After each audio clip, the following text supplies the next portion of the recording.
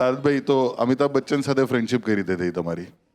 હું અમદાવાદથી 1990માં આવ્યો અને જ્યારે કોલેજમાં હતો અમદાવાદમાં એલડી એન્જિનિયરિંગ કોલેજમાં અને એ પહેલાં સ્કૂલમાં ત્યારે ત્રિશુલ પિક્ચર બચ્ચન સાહેબની જોયેલી હા. અને ઓછામાં ઓછી 50 વખત જોયેલી અને ટિકિટ લઈને જોયેલી.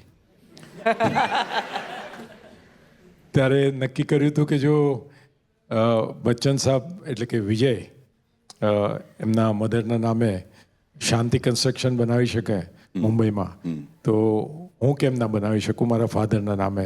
એમનું નામ કમલ હતું એટલે લોટસ ડેવલપરના નામે.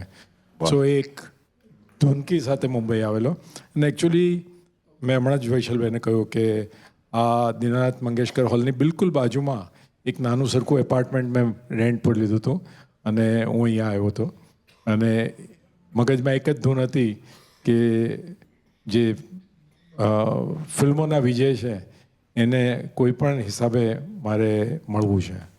That is how I started my journey. Superb યાર, જોરદાર. હા.